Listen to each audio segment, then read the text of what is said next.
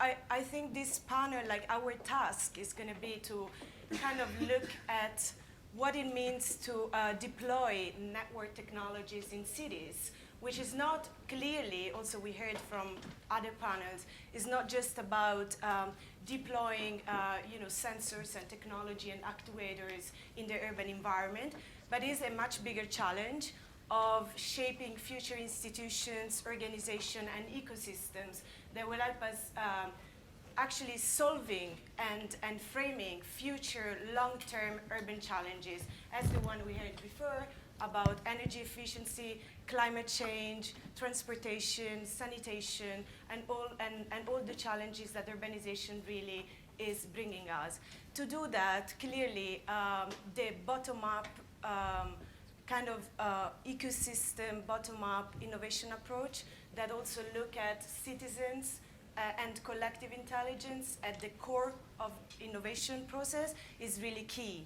So I think the combination of a more kind of strategic, top-down kind of policy framework to deploy technologies in city has to go hand in hand with an inclusive, bottom-up innovation approach that really clearly I've heard in the panel before as well from the Ecuadorian kind of view on how the citizens are stakeholders, sources of innovation, but also implementers of the innovation, and also cities that can tap into collective intelligence of social innovators, civic innovators, hackers, technologists, designers, like the new generation of creators, so to solve also youth unemployment and so on. So I think this is a very exciting panel on to see what are the challenges to do that. So I'm Francesca, Bria, actually based at Nesta, which is the UK innovation agency, where I work on digital social innovation, which is combining social innovation, civic society innovation with digital tools to enable that. And I work on collective intelligent platforms as well. I also advise the European Commission on smart city policy and on Internet of Things policy.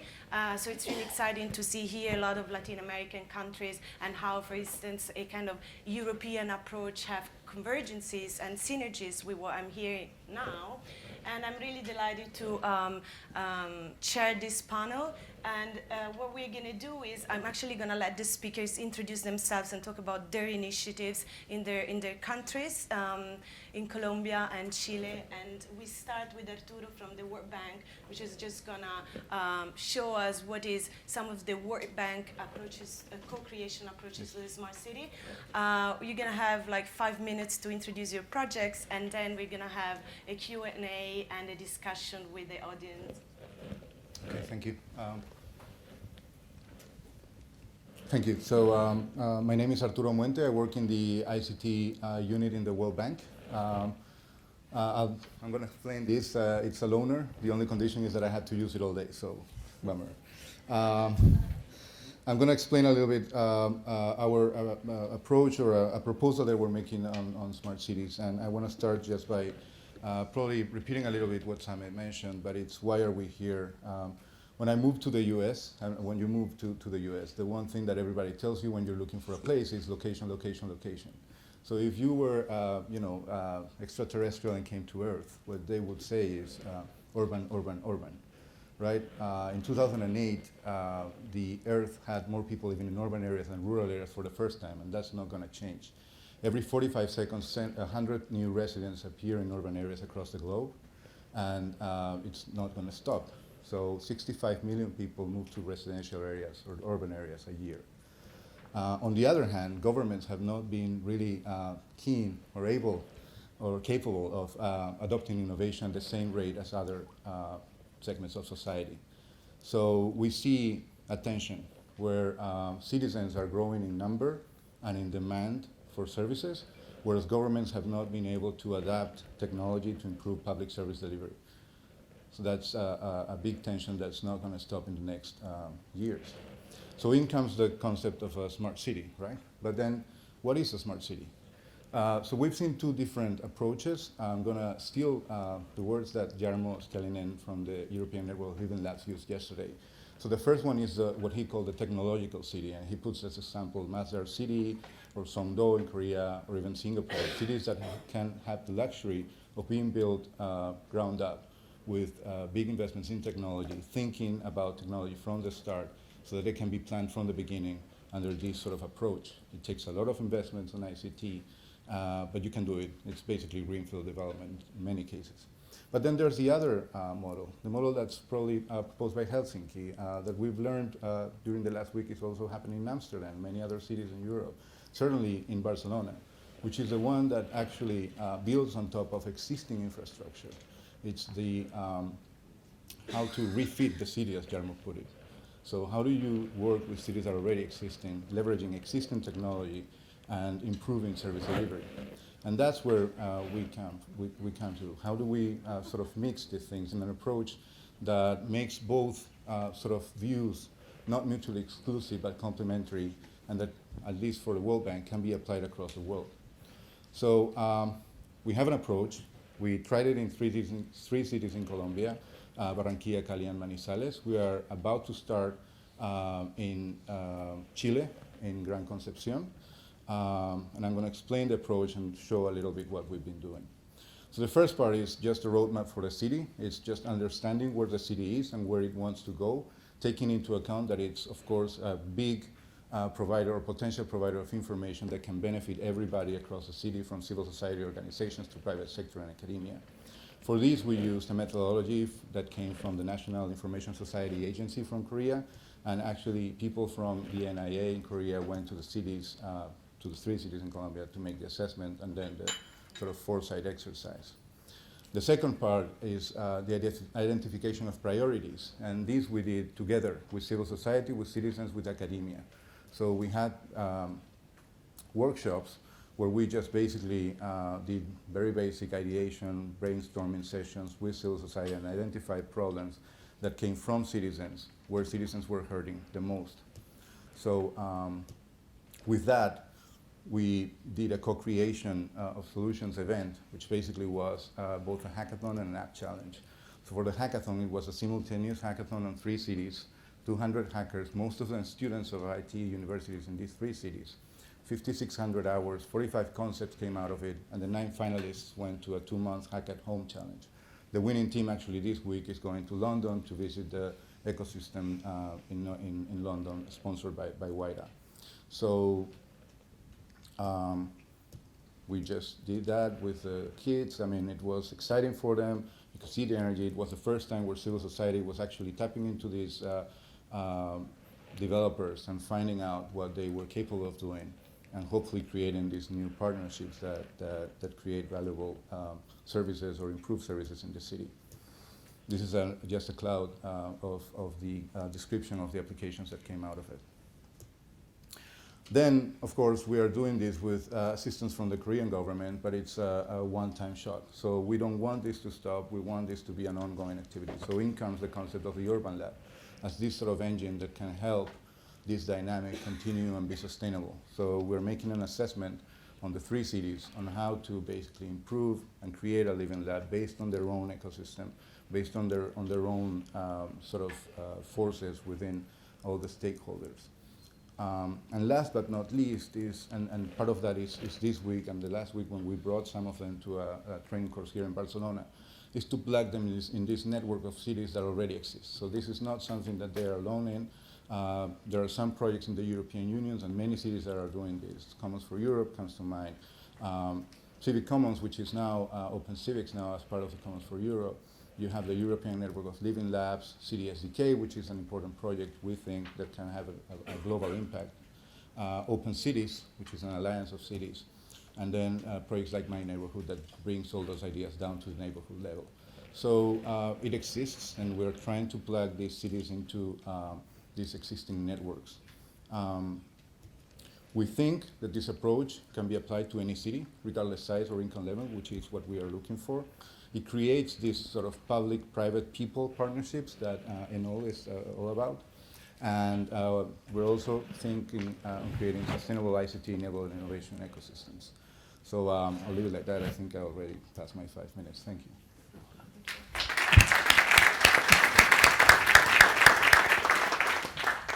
Bria, I think it's clear there that this kind of framework and this kind of governance model that you describe actually need technologies that empower citizens, and so maybe even different kind of technological frameworks from bottom-up innovation that would enable these kind of models to actually really succeed.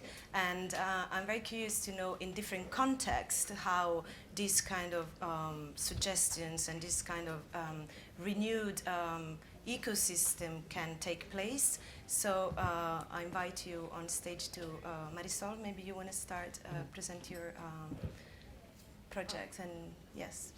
Bueno, muy buenos días. Okay, we're gonna mix English and Spanish. Great.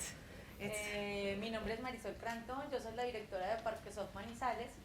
Somos un parque tecnológico con red en 14 parques del país, más de 1.700 emprendedores en todo el país, y vengo representando a la ciudad de Manizales. Somos una ciudad de 400.000 habitantes. Según el estudio del Doing Business del Banco Mundial, somos la primera ciudad en donde es más fácil hacer negocios en Colombia, y la segunda ciudad en todo el país en mejor calidad de vida. Realmente esta experiencia con el Banco Mundial en el desarrollo de los eventos de co-creación ha sido una experiencia muy enriquecedora. Uno, porque Manizales se ha caracterizado por ser una ciudad que está consolidando su ecosistema TIC. Dentro del ecosistema TIC tenemos una muy fuerte articulación público-privada, tanto así que yo en este caso represento a un privado, y la alcaldía de Manizales ha sido llevamos aproximadamente 12 años de historia y de trayectoria donde queremos consolidar a Manizales como la ciudad del conocimiento. Entonces esa alianza público-privada ha sido muy enriquecedora en estos procesos de desarrollo, finalmente porque estamos haciendo una articulación dentro de los servicios del gobierno y de las necesidades del gobierno directamente con la base, con los desarrolladores. Entonces tiene que existir esa entidad neutral y técnica donde el desarrollador pueda encontrar una verdadera fortaleza, y la entidad territorial también pueda encontrar ese partner con quien pueda multiplicar el desarrollo de estas iniciativas. Dentro de la experiencia tuvimos finalmente unos primeros desarrollos, unas actividades con los equipos coreanos que venían por parte del Banco Mundial. Se hizo todo un diagnóstico de gobierno en línea, y empezamos a hacer una experiencia inicial donde la misma alcaldía propuso sus diferentes retos y necesidades a la comunidad, y nosotros como entidad privada lo que hicimos es esa intermediación entre la alcaldía y el emprendedor para lograr que el emprendedor se apropiara de las necesidades y los requerimientos de la alcaldía. Entendiendo que los problemas de ciudad son problemas de todos. Entonces, como yo desde mi rol como emprendedor, como desarrollador, como hacker, puedo ayudar a resolver esos retos de la ciudad. Realmente Manizales es una ciudad que es muy activa en el tema de tecnología. Tuvimos en la primera iniciativa, y algo que creo que es una experiencia, replicar un primer meetup donde se acercaron más de 70 hackers o desarrolladores. Y algo que creo que es un punto fundamental es el empoderamiento de las entidades territoriales. Nosotros como entidad privada tenemos mucho poder de convocatoria con los desarrolladores, pero realmente hubo un empoderamiento desde el alcalde que estuvo en esos meetups y comprometiendo a los desarrolladores, contándoles sus problemáticas y todo su equipo de gobierno, y los desarrolladores se sintieron importantes e involucrados dentro del proceso, lo que lo hizo muy enriquecedor, y finalmente que se apropiaran totalmente de la temática. En el primer hackathon tuvimos una convocatoria de 137, era nuestro primer hackathon a nivel de ciudad, y tuvimos una convocatoria de 137 desarrolladores. Se conformaron más de 31 equipos de trabajo y se obtuvo 29 prototipos en 2 días de trabajo. Realmente fue un trabajo muy bueno. Tuvimos 3 aplicaciones, soluciones tecnológicas, ganadoras dentro de ese hackathon, y estas soluciones les hicimos un proceso de acompañamiento. En este momento de los 31 equipos tenemos acompañamiento de 13 de ellos en su modelo de emprendimiento y modelo de negocios, y hemos hecho unas acciones como de mejora. teniendo en cuenta que esto es un proceso iterativo, empezamos a desarrollar nuestro segundo, y siempre de la mano del Banco Mundial, nuestro segundo proceso a través de un Startup Weekend. El primer hackathon se hizo con 4 retos de ciudad en salud, educación, movilidad, y olvido el último, y el segundo Startup Weekend lo hicimos a nivel país. Entonces lo que hicimos fue, teníamos unos retos de ciudad y ya empezamos a incluir unos retos de país, y en el segundo Startup Weekend, que se realizó en septiembre, tuvimos una convocatoria de 308 personas, de los cuales teníamos 80 desarrolladores, 105 del área de negocios y emprendimiento, para tratar de hacer equipos interdisciplinarios. Se presentaron 41 equipos con soluciones tecnológicas, y finalmente 7 de ellos van a ser cofinanciadas por el gobierno nacional para hacer implementación nacional de esas soluciones tecnológicas. Entonces realmente el proceso ha sido iterativo, hemos visto que podemos mejorar en varios retos y lo estamos trabajando. El primero de ellos es en la estrategia crowdfunding, el otro es el acompañamiento a ese emprendedor para no dejarlo solo después de este tipo de retos y de eventos, o sea, que se sienta que un real ecosistema de emprendimiento en la ciudad, y el tercero sería la estrategia de aceleración de esos modelos de negocios y acompañamiento, pues como ya lo había dicho, a los emprendimientos. Thank you very much. I think also it seems very important to understand the complexity of the different partnerships here and how the different institutions and many different levels are actually collaborating. And I think in what we've seen from Arturo's presentation before and kind of the European model, I mean what the European Commission have been kind of promoting is a kind of key role of the public administration as an orchestrator of innovation.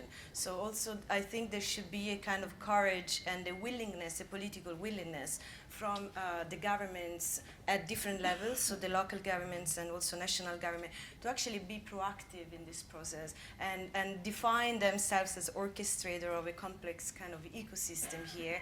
And I guess I'm interested to know how these relationships and this complexity of partnership might work in different contexts. So I will give the word to Jean-Louis Nuñez, which is General Manager of the Fundación País Digital in Chile. Maybe you can tell us a little bit more how this can work out in a different context, which is Chile, which actually has a history of innovation. Yes. Yeah. Right. Well, thank you very much. I'm gonna speak in Spanish also, if Yes, you allow me. you're welcome. Gracias al Banco Mundial por la invitación y por darnos la oportunidad de estar acá compartiendo este panel y compartiendo las experiencias con diferentes otras ciudades. Creemos que la co-creación es un punto crítico en el desarrollo de este concepto nuevo que es Smart City. Tal como decía Francesca, represento a Fundación País Digital, que es una fundación que es bastante especial. Creíamos nosotros dentro de la fundación que era un concepto un poco más expandido o alguna experiencia un poco más expandida en Latinoamérica, pero nos dimos cuenta que no es así. Es una fundación que que está formada por las principales empresas de telecomunicaciones y de tecnología de la información de Chile, muchas de las cuales son multinacionales, lo cual permite tener una mirada más a nivel país. No es una mirada tan gremial de defensa de las compañías, sino que más a nivel país, lo cual nos permite trabajar mucho con los ministerios. Y en ese sentido, lo que hemos estado haciendo y nuestra mirada fue el 2013 levantar el tema de Smart City, porque en Chile, si bien es cierto, tenemos buenos indicadores en la OECD, en el World Economic Forum, en los informes del Banco Mundial, en general en términos de infraestructura o en términos de penetración estamos bastante bien, pero hoy día Chile no tiene ningún ejemplo de ciudad inteligente, ninguno. Vimos recién que Quito está trabajando muy bien, en el caso de Colombia es otro ícono en Latinoamérica, pero lamentablemente en Chile todavía no tenemos un ejemplo claro que mostrar. Vemos que tenemos en esta versión de la Expo ciudades finalistas como Río o como Buenos Aires, y Chile lamentablemente todavía no, pero creemos que justamente el centro de este panel nos va a dar las herramientas para poder empezar a mejorar. Es sabido que la población en el mundo, siempre se dan estas estadísticas, que al 2050 vamos a tener el 80 o más por ciento de la población viviendo en ciudades. Bueno, Chile ya está con esa población hoy día. Entonces, ¿qué es lo que hemos hecho? En primer lugar, y tal como decía, el 2013 fue para socializar el tema, para clavar en la mente de las autoridades que este es un tema relevante, un tema importante, un tema que tenemos que trabajar. ¿Y de qué manera? Con 4 pilares que son claves: la sociedad civil, el mundo público, el mundo privado y la academia. Si uno de esos 4 pilares falla, no vamos a poder avanzar. Y es muy relevante la co-creación. En ese sentido, estamos haciendo un trabajo con el Banco Mundial en la ciudad de Concepción, que va a ser una de las primeras experiencias que vamos a tener en el país, en donde la sociedad civil y la academia, los universitarios, van a poder trabajar las aplicaciones que se van a poder levantar de la información que se saque de las autoridades. Eso es una línea de acción. Otra línea de acción son mesas de trabajo. En este momento, para poder socializar bien e integrar bien estos 4 pilares que comentábamos, estamos trabajando en 2 mesas de trabajo. Una mesa institucional, que está conformada exclusivamente por ministerios, academia y sociedad civil, ninguna empresa en esa mesa institucional, y una mesa paralela, que es la mesa técnica, que está solamente conformada por empresas. Entonces, ¿qué es lo que queremos hacer? Queremos que la mesa institucional, que ya tenemos a 8 ministerios del país, genere los requerimientos para que la mesa técnica pueda generar proyectos. Entonces ahí vamos uniendo. Y ese es el trabajo que visualizamos para el 2014. El 2014 debemos tener al menos un par de proyectos y elegir un par de ciudades que sean las champions. Esa es una idea muy clara. Y tal como decía Francesca, necesitamos trabajar en ambos niveles, a nivel nacional y a nivel local. Smart City creemos que es principalmente a nivel local, a nivel municipal, pero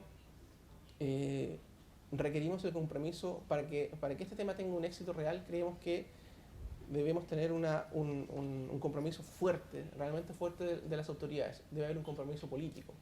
Chile, ayer tuvimos elecciones presidenciales y del Parlamento. En marzo comenzamos una nueva administración, entonces debemos aprovechar ese momento político para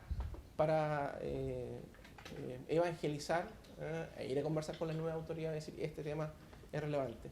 Si no tenemos un compromiso de las autoridades, si no tenemos un medio ambiente abierto para que la gente pueda crear, si no tenemos una academia que investigue, los privados finalmente no van a invertir tampoco. Creemos que eso debe ser relevante. Esos 4 puntos finales. Thank you very much. I want to open a little bit the debate with maybe a couple of questions or maybe a couple of challenges that I see here. I think it would be good to tell a little bit more about the type of technologies that actually work in this context. So when I saw your presentation, I saw that you're trying to kind of deploy different types of bottom-up technologies such as open data, open hardware, kind of open sensor network, and on top of this kind of open interoperable platform, you're asking developers to come on board and then to kind of, with crowdsourcing methodologies or even crowdfunding methodologies, to kind of create on top of some shared resources that you're putting out there. So this is actually a bit different from top-down, vertically integrated solution, where sometimes the risk there is to be locked down in some provider solution without giving the opportunity to small businesses to create and be innovative on the ecosystem. So I would like to ask you to elaborate a little bit upon what works in this field, because a lot has been tried also with open apps and the civic commons that you say, and what needs to be improved. And then the second kind of big question, I think, is about the governance model that I see here. And I think we all agree that if the smart city is not fully carried out by its citizens, it's not going to be built. I mean, actually, the example you showed before of the technology city, it's not inhabited. It's not going to kind of improve the city life of their citizens. So we all agree that if the citizens are not part of the visioning and also implementing this strategy, it's not going to be built. But at the same point, I think you have a challenge on being inclusive, for instance, the impact of those technology on the poor people. Otherwise, the smart city will look like gated communities that don't, communicate with the bottom-up informal city. So what are some governance mechanisms that we have there that will give us the perspective on what we can expect for the future? Do you want to start? Bueno. Lo primero es que bajo los desarrollos que se hicieron en el primer hackathon o en el primer evento de co-creación, lo dedicamos mucho a ideación, o sea, había que romper el paradigma y empezar a trabajar mucho con los desarrolladores. Era la primera vez que lo hacíamos, entonces no podíamos asustar a la comunidad empezando con el desarrollo y de prototipos desde la primera vez. Entonces lo que hicimos fue una integración entre finalmente las necesidades del gobierno y los desarrolladores para que hubiera ese entendimiento y ese lenguaje común en ambos. Y lo que logramos pues finalmente terminamos con 30 ideas y algunos prototipos, creo que el 20% eran prototipos, pero finalmente fue un hackathon de ideación. Y 2 meses, como lo dijo Arturo ahorita, se dedicaron a desarrollar sus prototipos en la casa para sacar 3 aplicaciones ganadoras a nivel país. Lo que nos quedó de experiencia para el segundo es que en el segundo desarrollo el segundo evento de co-creación pudimos ya teníamos la experiencia de ideación y ya llegamos a la segunda fase de prototipos y ahí se encontraron soluciones realmente muy importantes. Uno, Colombia creo que los países de Latinoamérica en general tenemos grandes problemas en el hecho de que no podemos contar con tecnología de smartphone en todos los habitantes. Es más, la gran mayoría de la población no tiene un smartphone, o sea, tienen 2 celulares, pero tienen celulares básicos.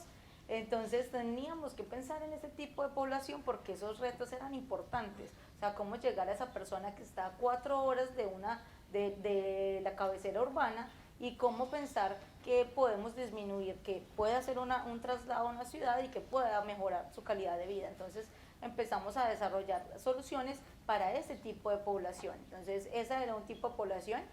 Otros equipos empezaron a idear de desarrollos con sensores para movilidad, sobre todo lo que más el enfoque a través de sensores fue para el área de movilidad y se desarrollaron muchas soluciones tecnológicas y muchísimas aplicaciones. Nos dimos cuenta que había una gran debilidad y que necesitamos fortalecer el desarrollo de soluciones o de aplicaciones para móviles. Entonces veíamos que una de las falencias de los desarrolladores era desarrollar bajo diferentes lenguajes de programación, lo que nos dio a entender y como ciudad se tomó una alternativa, empezar a fortalecer a esos grupos de desarrollo en diferentes tecnologías y empezar a trabajar tecnología de frontera. Entonces tenemos en Manizales el primer centro de bioinformática y biología computacional de Latinoamérica.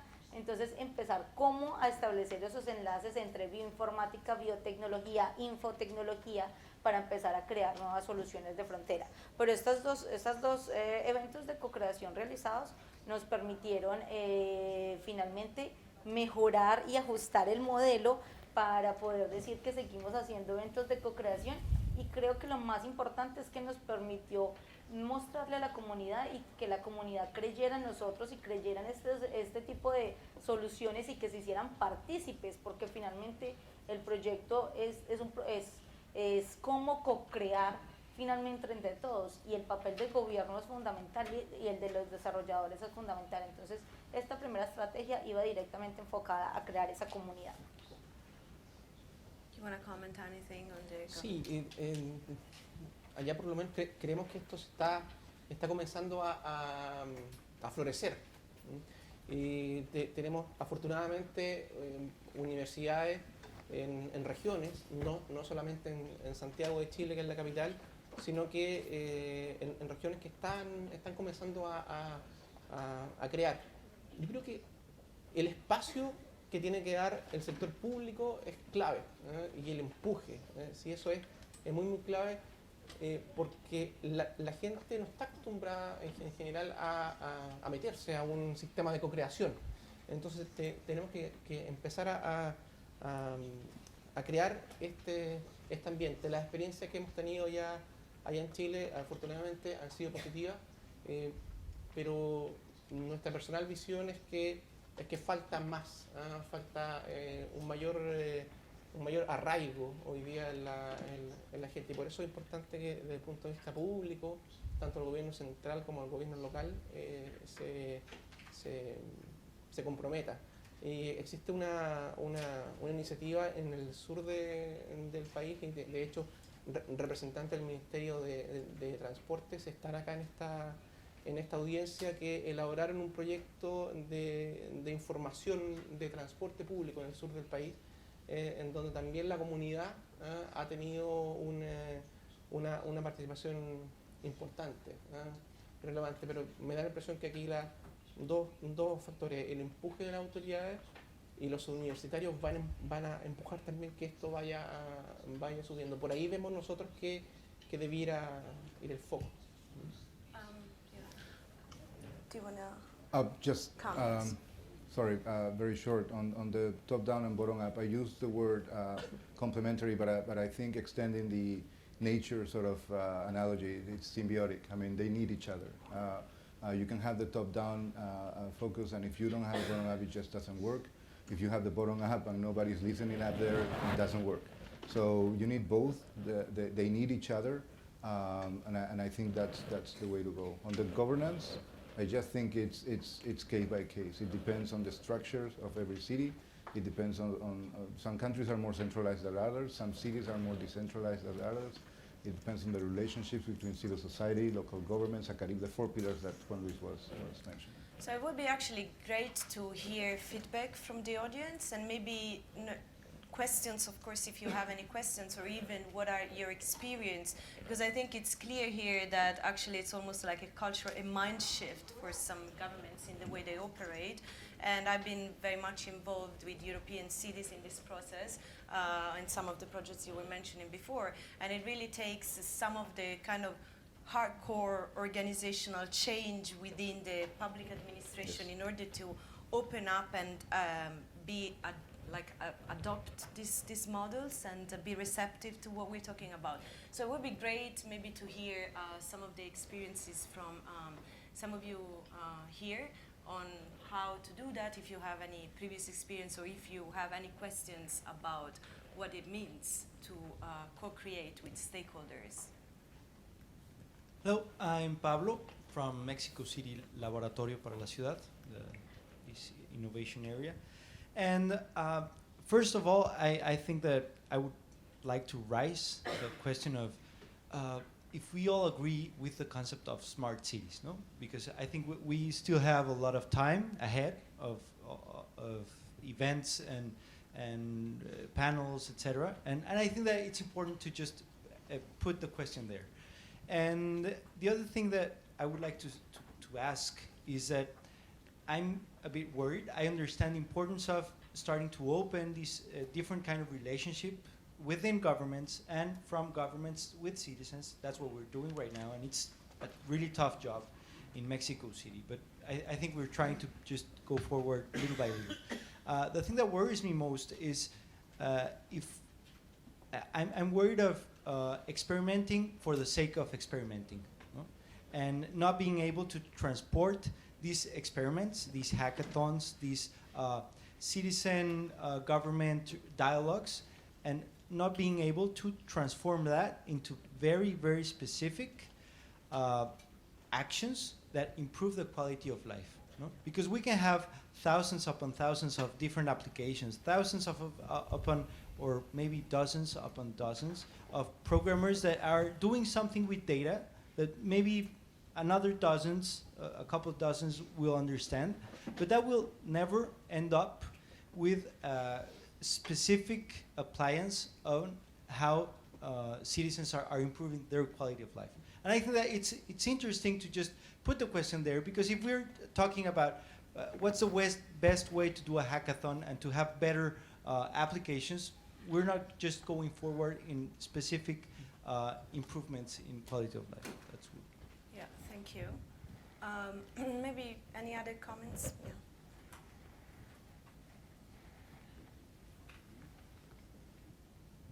Yeah, my name is Michael Glotzrichter. I'm coming from the city of Bremen and working also for the municipality and in the field of transport and mobility.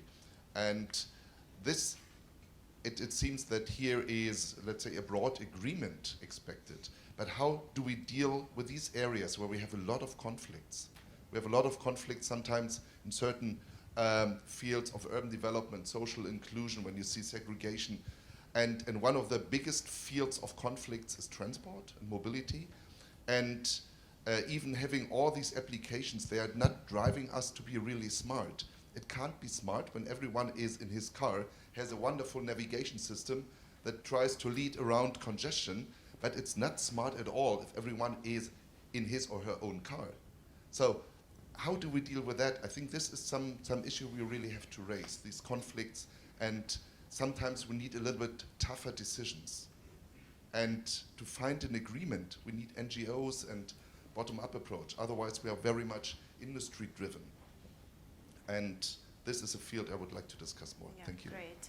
Maybe another comment more, and then we can get back to the panel. Do we have any feedback or question? No? Oh, Hello. okay. We have question as well from room 1.4. Okay. Okay, thank you. Hello, I am Jens Doutzen from the Global Buildings Performance Network. I think there was a very interesting point raised here that some places we need a transformative change and not just incremental improvements, like the cars, or we heard earlier this morning the bus system, that one day it's not about getting the buses more right in time and people know when they drive. It is maybe transforming the whole bus system. And I think to make the cities smart, we have an internet system which were always illustrated earlier. Everything is on the internet, but it's not necessarily linked everything. So the smaller cities within the cities, how we get the transformative changes going from polluting a little less to be net energy producers in the cities or in the houses themselves. So I would like to stress that point, ask you to comment on that. Yeah, thank you very much. I will get it to the panelists. I want to make a comment on the three questions. I think they actually look at the same type of question. And I think that's why also we opened this panel by saying this is not about devising some kind of technological easy solutions. It is about framing future institutions and systems that will help us to look at these problems. So I actually don't think that just, well, the concept of the smart city is a bigger issue. I think what we're trying to say here is more looking at how smart citizens want to live their life and how technology can empower those choices about, new behavioral choices and new forms of living in a city which is more sustainable and which looks at different kind of even socioeconomic model. So I think that's the type of smartness that you want to have, is not just about, again, embedding some kind of information technology in the environment and then it will solve everything. And on top of that, I think even when you run experiments, you can run different forms of experiments. So you can run hackathon that, like, on top of your data in order to see what kind of new, solutions and new, application that can be built. But you have to kind of feedback in the bigger structural change that you're trying to achieve. So what I've seen in European cities has never been, we do the hackathons and we do the up challenges separated from integrating that in the city daily operation system. So it's long-term processes. I don't think that we're looking at fast way to do these things, separated from each other. But I want to give to the speakers the chance to answer, because I think it's tough kind of questions. Bueno, respondiendo a tu pregunta de México, tu nombre se me olvidó, perdón. Pablo. Nosotros nos dimos cuenta dentro del proceso, y creo que fue algo importante, pues, porque este es un proceso de iteración, fuimos pioneros, pero pues obviamente nos dábamos cuenta dentro del mismo vivir de los eventos y de lo que los emprendedores requerían, que finalmente esto tiene que obedecer a un plan que va mucho más allá, y esto es un plan de ciudad. Entonces, finalmente, lo que Manizales está planteando no es, esto hace parte de un plan superior, pero de un plan para nosotros sí es como llegar a ser una ciudad inteligente. Aquí está el presidente de Findeter. Manizales está dentro del proyecto de Findeter y del Banco Interamericano de Desarrollo de Ciudades Sostenibles, pero finalmente queremos tener un foco y queremos empezar a diseñar ese plan estratégico, y es de largo plazo, o sea, no estamos en el proceso, pues estamos probando, estamos como laboratorio de ciudad, pero nuestro plan para el próximo año es desarrollar como zona metropolitana, no solo Manizales, sino unos municipios aledaños, un plan estratégico con metas a mediano y largo plazo para convertirnos en una ciudad inteligente. Algo que vimos esta semana es que finalmente nadie dice que no hay una metodología única. Yo no puedo medir no me puedo medir yo Manizales, Caldas, Colombia, con Canadá, ni con España, o sea, no hay una metodología única, por eso como tal finalmente vamos a elaborar el plan estratégico. Yeah, I think, Arturo, maybe you want to comment, because there was some comment about incremental innovation and radical innovation that I think actually in this approach they have to be combined. So there is no systemic change. It doesn't go through a process of incremental innovation. Maybe you want to comment on that as well. I have 3 minutes and we have to give We have 2 minutes. the other room the question. We have a question from the other room. Maybe we would like. Okay. Well, yeah, I mean, like Francesca said, I think the three questions are kind of related. We're not saying this is a panacea, and we're not saying this will solve problems like traffic. I mean, just water. I mean, you will have 65 more million people a year that need to be given water, and not everybody now has access to water. So this is not necessarily the panacea. The idea is that not necessarily by throwing a lot of technology, it's going to change. There's a game in Singapore, and we're going to listen about it later in the gamification session, that's basically trying to move behavior from driving your own car to going through public transportation. And those are smart things that you need to do in order to make people change. It's more about behavior change than technology. The technology is not that complicated. Hackathons, I even heard in some circles there's hackathon fatigue. And that's actually fine, because it takes the pressure out of the event. It should be a process, and the hackathon should be part of the process.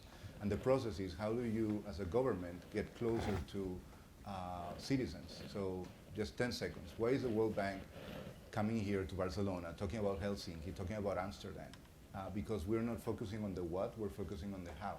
And that how is what we think can be applied everywhere. Yeah, and collaboration, of course, across cities, which is why everyone is here. The last feedback from En concreto, para nosotros Smart City no es una ciudad futurista como la que veíamos en las películas, sino que es muy concreta, muy real.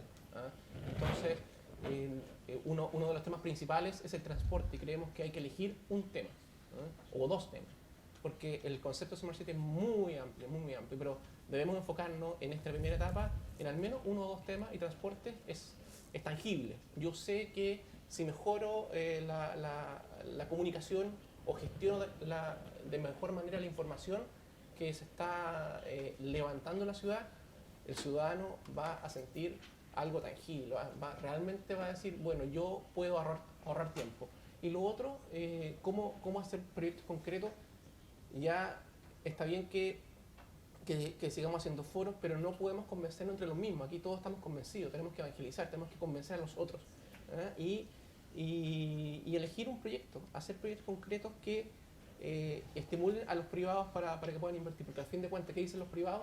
Alguien tiene que pagar esto. Entonces, elijamos proyectos concretos para poder hacerlo. Okay, so I thank you, all of you, for a very interesting panel. And I think we're seeing how we're shifting from a kind of smart city idea to a more kind of inclusive bottom-up innovation that will engage citizens in a democratic way, and then with a future kind of long-term idea of solving urban challenges and collaborating across cities. So thank you very much for the panelists and the audience. Thank you.